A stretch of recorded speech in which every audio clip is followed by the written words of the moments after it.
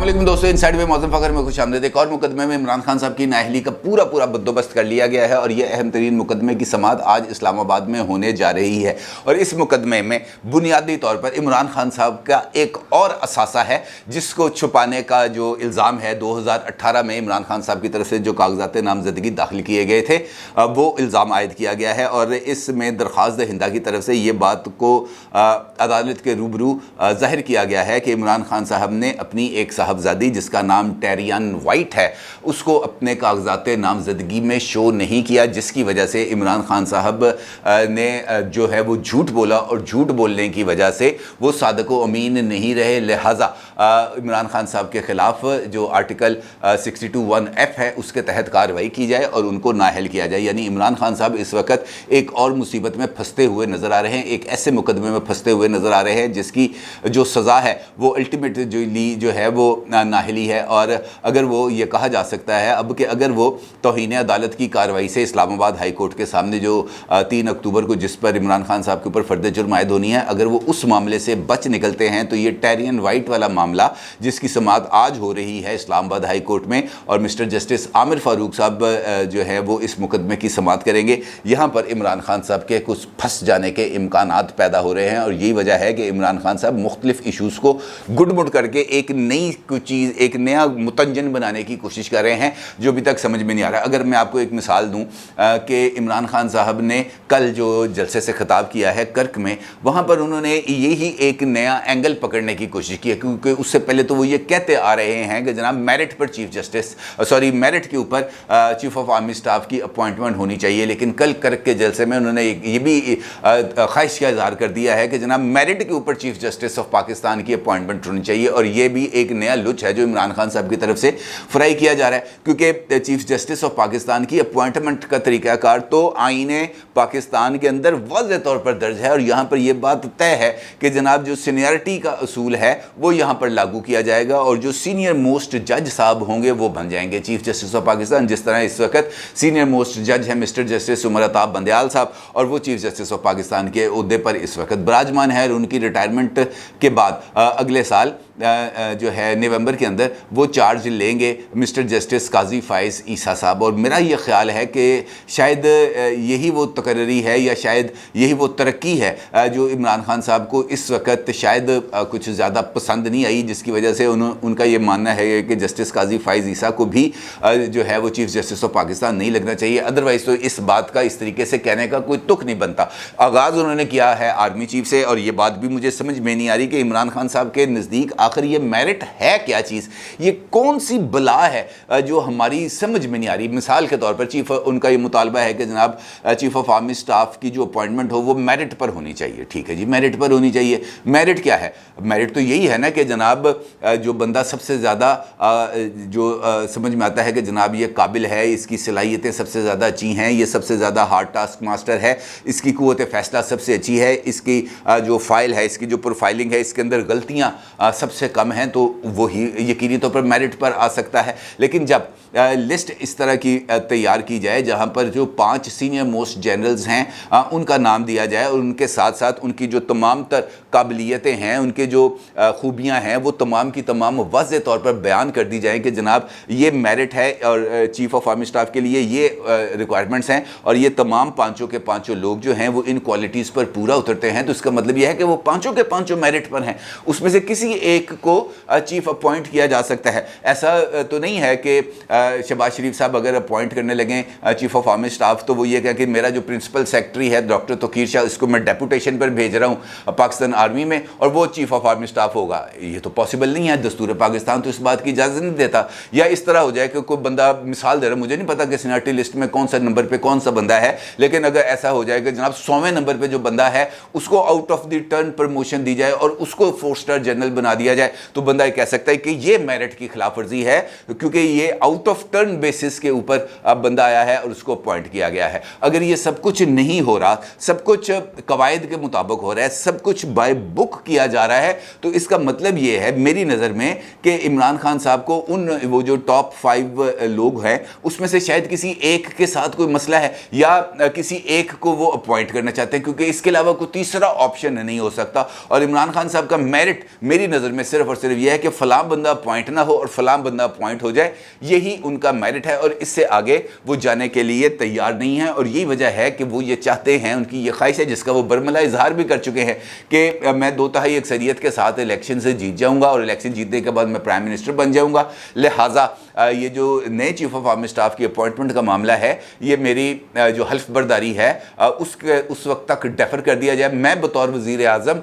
Merit के ऊपर लगाऊंगा चीफ ऑफ आर्मी स्टाफ। और ये ऐसी ख्वाहिश है जिसके ऊपर तो यही कहा जा सकता है कि हज़ारों ख्वाहिशें ऐसी कि हर ख्वाहिश पे दम निकले। इमरान खान साहब का भी यही मामला आ चुका है। यकीनी तौर पर वो एक पॉलिटिकल लीडर है, उनका अपना एक जो मुकाम है, उनका अपना एक फॉलोइंग है, इसके ऊपर तो कोई दो राय नहीं है। और उसी फॉलोइंग के बेस के ऊपर इमरान खान साहब का ये दावा है कि वो तो 2/3 अक्सरियत लेके भी आ जाएंगे। और यही पॉपुलैरिटी है या उनको जो सपोर्ट है जिस पर वो ये दावा करते हैं कि मैं जब चाहूँ लोगों को सड़कों पर निकाल सकता हूँ। और यही सपोर्ट बेस है जिसकी बेस पर वो ये कहते हैं कि जनाब आप फाइनल कॉल की तैयारी करें, मैं किसी भी वक्त इस्लामाबाद पहुँच सकता हूँ। बल्कि कल तो उन्होंने एक अजीबोगरीब एक और इंकशाफ किया। उन्होंने कहा जनाब मैं कोई वारदात है, ये मेरी जो वारदात है ये किसी को समझ में नहीं आएगी जो मैं इस्लामाबाद में आके करूँगा। अब ये पता नहीं अब कौन सी वारदात है, हम तो उनको सियासतदान समझते थे, लेकिन ये जो वारदातें हैं ये कोई पॉजिटिव चीज़ नहीं है, क्योंकि अमूमी तौर पर वारदातें चोर डाकू लुटेरे मनी लॉन्ड्रर ही वारदातें करते हैं। सादिक और अमीन जिसको सुप्रीम कोर्ट के साकिब निसार की तरफ से सर्टिफिकेट मिला हो, वो अगर आगे वारदात डालेगा तो फिर साकिब निसार साहब के लिए तो एक बहुत बड़ी परेशानी का सबब बन जाएंगे, क्योंकि उनका जो सर्टिफिकेट है वो जो है वो खूब खाते चला जाएगा, उसका कोई नतीजा नहीं निकलेगा। जिस तरीके से ये जो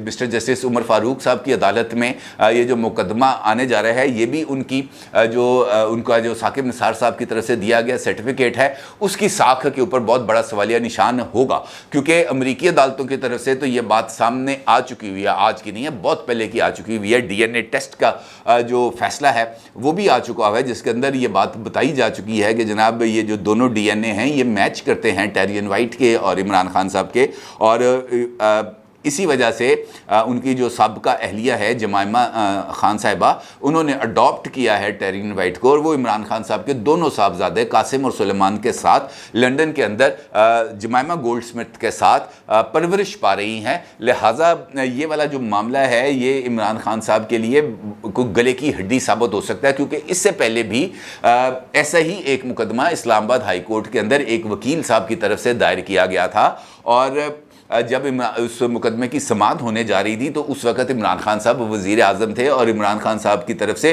उस वकील साहब को एक अहम ओहदा दे दिया गया था। उनको जो है वो एडिशनल एडवोकेट जनरल टाइप का कोई ओहदा उनको दे दिया गया था, जिसके बाद उन वकील साहब ने ये वाली दरख्वास्त वापस ले ली थी। इसी तरह की एक दरख्वास्त जस्टिस पार्टी के सरबरा और साबिक chief justice of Pakistan mister justice retired Iftikhar Chaudhry साहब की तरफ से भी इस्लामाबाद हाई कोर्ट के रूबरू गुजारी गई थी, और उसमें भी इमरान खान साहब की ये जो एक असासा है, अहम तरीन असासा, उसकी निशानदेही की गई थी। लेकिन उस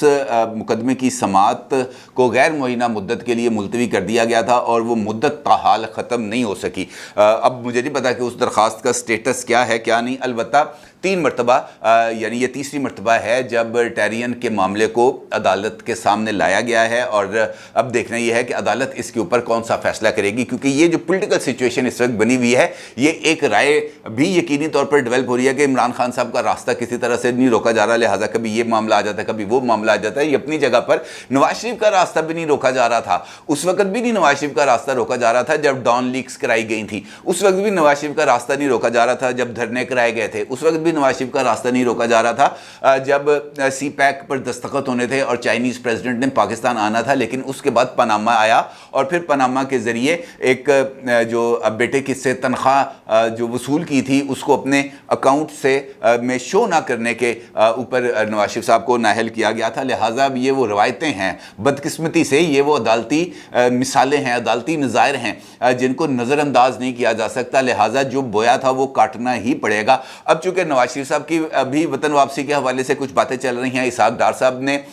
इस बात का तो वाज़ेह तौर पर ऐलान कर दिया है कि वो अब बुध वाले दिन पाकिस्तान वापस पहुंच रहे हैं और उनका ये भी मानना है कि मैं वापस आऊँगा और आके सेनेट में जो है वो हल्फ भी लूँगा और उसके बाद वजारत का भी चार्ज संभालूंगा। और उसके साथ उन्होंने ये भी कह दिया कि मैं वापस आकर नवाज शरीफ साहब की वतन वापसी का रास्ता भी हमवार करूँगा। अब चूँकि ये बात सामने आ चुकी है कि इसहाक डार साहब अब वतन वापस आ रहे हैं, लिहाजा पाकिस्तान तहरीक इंसाफ और ख़ास तौर पर इमरान खान साहब को भी इसहाक डार साहब की वतन वापसी कुछ ज़्यादा गवारा नहीं हो रही और इसी वजह से वो मुख्तलिफ मौक़ों पर इस बात का इजहार करते चले जा रहे हैं कि जनाब देखें NRO मिल गया है, अब ये लोग वापस आ रहे हैं। अब इसहाक डार साहब की वतन वापसी का मतलब ये लिया जाएगा कि नवाज शरीफ साहब भी वतन वापस आ रहे हैं, लिहाजा यहाँ पर जो सबसे ज़्यादा टफ टाइम है वो देने पर अब प्लानिंग कर ली गई है कि जनाब हमने इसहाक डार साहब को भरपूर तरीके से टफ टाइम देना है और उनके आने से पहले ही यानी बुध से पहले ऐसी हाइप क्रिएट करनी है कि वो डर जाएं और वो पाकिस्तान वापस आने का जो फैसला है उनका वो इस पर नज़रसानी करें और जो इसहाक डार साहब का रास्ता रोकने का जो टास्क है वो चीफ मिनिस्टर पंजाब चौधरी परवेज़ इलाही साहब को दे दिया गया है। और चौधरी परवेज़ इलाही साहब ने गुजरात में पार्टी कारकुनों से खिताब करते हुए इस बात का उन्होंने वाज़ेह तौर पर जिक्र किया। उनका ये कहना था कि इसहाक डार पर मुकदमात ख़त्म नहीं हुए, वो पाकिस्तान वापस नहीं आ सकते। और साथ उन्होंने राना सनाउल्लाह को भी धमकी दी है कि राना सनाउल्लाह को मॉडल टाउन में खून की होली खेलने पर सज़ा होगी और उनको इस सज़ा से कोई नहीं बचा सकता। इसका मतलब ये है कि चौधरी परवेज़ इलाही साहब को अगरचे दिलचस्प एक और सिचुएशन डेवलप हो गई कि जब चौधरी परवेज़ इलाही साहब इस तकरीब से वापस जा रहे थे तो वहाँ पर हमला हो गया, शहद की मक्खियों ने हमला कर दिया और चौधरी परवेज़ इलाही साहब को जो सिक्योरिटी वाले हैं वो लेके फटाफट गए, गाड़ी में जाके उनको बिठाया, उनको मक्खियों से निजात जो है वो दिलाने की कोशिश की गई। शहद की मक्खियों का वैसे एक और माजी में भी तज़किरा मिलता है जब एक जनाजे के ऊपर, मौलवी मुश्ताक के जनाजे के ऊपर शहद की मक्खियों ने हमला कर दिया था और उनका जनाजा वो लोग जो हैं वो सड़क पे छोड़ के ही दुड़की लगा गए थे शहद की मक्खियों से बचने के लिए। खैर ये तारीखी हवाले हैं, इनको नज़रअंदाज नहीं किया जा सकता, लेकिन जो परवेज़ इलाही साहब हैं उन्होंने इस बात का इशारा दे दिया है कि इमरान खान साहब की तरफ से उनको ये हुक्म मिल गया है कि उन्होंने रास्ता रोकना है इसहाक डार साहब का। इसहाक डार साहब चूँकि लॉरी हैं, उन्होंने आखिरकार पंजाब में आना ही आना है और ये कोशिश की जाएगी कि जनाब उनको इस तरह महदूद कर दिया जाए कि वो जो है इस्लामाबाद की हदूद में ही रहें, वो बाहर ना निकल पड़ें, क्योंकि अगर वो बाहर आएंगे तो फिर जो दीगर मुकदमात हैं वहाँ पर उनको इन्वॉल्व किया जाएगा। और इसके लिए हो सकता है कि कोई प्लानिंग ऐसी कर ली गई हो, चूँकि दावा है चौधरी परवेज़ इलाही साहब का कि मुझे मुकदमे बनाने आते हैं, मुझे कानून के दायरे में रहकर कानून के साथ छेड़खानी करनी आती है। ये जो इधर हॉकी स्टेडियम के अंदर इमरान खान साहब का जलसा हुआ था, परवेज़ इलाही साहब ने खुद तकरीर के दौरान इस बात का इंकशाफ किया था। लिहाजा इसहाक डार साहब की वतन वापसी की सूरत के अंदर यहाँ पर कुछ शदीद तरीन पोलिटिकल ड्रामा होने जा रहा है और इसका मतलब यह है कि ये पोलिटिकल ड्रामे अभी ख़त्म नहीं होंगे, बल्कि ये पोलिटिकल ड्रामों में ना सिर्फ तेज़ी आएगी बल्कि ये पोलिटिकल ड्रामे जो है वो खासी दिलचस्पी का सबब बनेंगे। लोग ये जो मुख्तलिफ सीज़न चलते हैं ना टीवी शीवी पर, वो सीज़न भूल जाएंगे, हमारा पॉलिटिकल सीज़न ही बहुत ज़्यादा धमाका खेज होने जा रहा है। अपनी राय का ज़रूर इज़हार कीजिएगा। आपका बहुत शुक्रिया। अल्लाह हाफिज़।